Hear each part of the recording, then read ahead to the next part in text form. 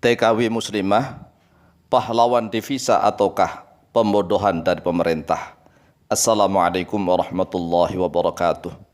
Bismillah walhamdulillah wassalatu wassalamu ala rasulillah Sayyidina wa maulana Muhammad ibn Abdillah wa ala alihi wa sahbihi wa mawalah.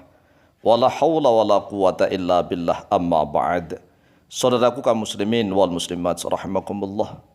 Kali ini kita akan membahas tentang nasib bangsa di negara kita, terutama tentang TKW muslimah. TKW, tenaga kerja wanita yang muslimah.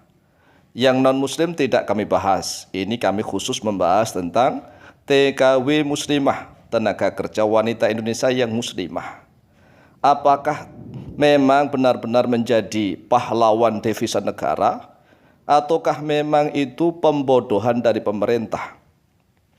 Jadi kali ini kita akan membahas tentang pemerintahnya, bukan membahas tentang TKW-nya. Kita bahas tentang pemerintahnya. Mengapa? Karena para ulama mengatakan idza kharajatin nisa'u min buyutihinna li talabid dunya min ghairi daruratin wa sakata 'alaihinna al-ulama'u wal umara'u nuzi'at min tilkal biladi barakatu amwaliha wa wajabat 'alaihim al-fitan wal balaya wa zalazil wa anwa'ul munkarati wal masaib. Idza kharajat, apabila telah keluar, an-nisa'u oleh para wanita, yang disebut adalah wanita muslimah, min buyutihinna dari rumah-rumah mereka, li talabid dunya untuk mencari harta duniawi, min ghairi daruratin dari tanpa adanya darurat. Tanpa adanya darurat. Darurat itu apabila dia tidak keluar maka dia akan mati.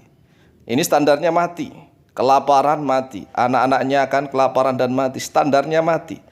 Yaitu kebutuhan primer, sandang, pangan, papan, ya, sandang, pangan dan papan, sandang pakaian, pangan, makanan dan minuman, papan tempat tinggal. Ini adalah standar darurat. Apabila darurat maka dibolehkan, tetapi min ghairi daruratin, tanpa adanya darurat. Wa sakata 'alaihinna al-ulama wal umara'u, dan sakata, diam, mendiamkan, pura-pura enggak tahu.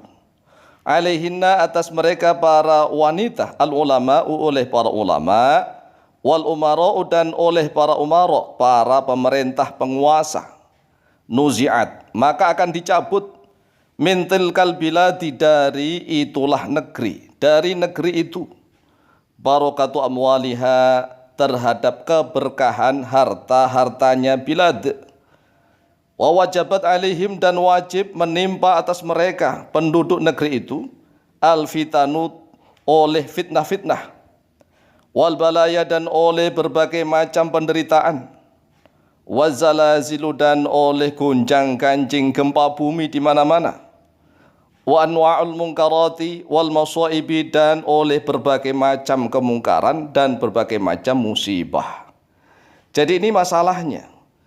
Apabila seorang wanita muslimah dan banyak wanita muslimah yang keluar dari rumahnya untuk mencari rizki duniawi dengan tanpa ada sebab darurat, kemudian para ulama dan pemerintahnya diam saja, maka keberkahan harta di dalam negeri tersebut akan dicabut oleh Allah. Kelihatannya nih kaya-kaya kelihatannya, tapi enggak barokah. Enggak barokah, banyak sekali musibah, bencana.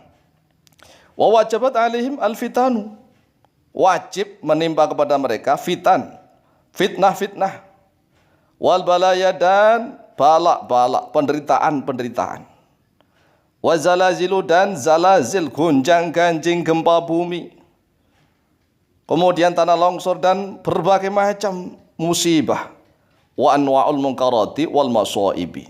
Coba kita renungkan, bangsa dan negara kita ini Masya Allah membodohi kepada para wanita muslimah, menurut kami ini. Mengapa? Karena bangsa dan negara kita ini kaya raya, dianugerahi oleh Allah tanah yang begitu subur dan luas. Tanahnya luas, lautannya juga luas. Tetapi mengapa tega mengatakan kepada para muslimah yang kerja di luar negeri, dikatakan sebagai pahlawan devisa negara. Pahlawan. Setiap kami mendengar itu kami menangis, hati kami menangis. Kok enggak malu? Enggak malu nih para pemerintah, para pejabat, para penguasa mengatakan para muslimah yang menjadi, mohon maaf, buruh-buruh di luar negeri, di negerinya orang, dikatakan sebagai pahlawan devisa. Malu dong, malu. Harus malu sebagai penguasa. Harus malu karena bumi kita subur, lautan kita luas. Berbagai macam bahan tambang ada di negara kita. Tetapi mengapa? Mengapa kita tega? Masya Allah, membiarkan para wanita muslimah pergi ke luar negeri tanpa mahram. Masya Allah. Banyak TKW-TKW yang mengeluh mengadu kepada kami pribadi, Al-Faqir Al-Mu'alim. Mohon maaf, mereka kadang-kadang menjadi perawat orang-orang tua manula di negeri orang-orang kafir. Namanya manula, ya minta apa saja harus dituruti. Seperti merawat bayi, lebih parah daripada bayi. Masya Allah. Bahkan mereka ini, mohon maaf, kadang-kadang diajak untuk kebaktian, untuk sembahyang ala mereka, harus menyiapkan ini dan itu. Ini luar biasa. Bagaimana nih hati nurani kita sebagai para pemimpin-pemimpin negeri kita ini. Mohon maaf, sekarang sudah viral. Krisdayanti sudah membeberkan semuanya. Para anggota dewan, para wakil-wakil rakyat hidupnya mewah-mewah. Masya Allah, luar biasa. Mohon maaf, kadang-kadang juga banyak sekolahan-sekolahan setelah adanya dana BOS, bantuan operasional sekolah, Masya Allah, luar biasa.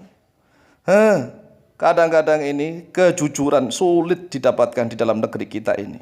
Oleh sebab itulah mari kita punya budaya malu. Malu kepada Allah.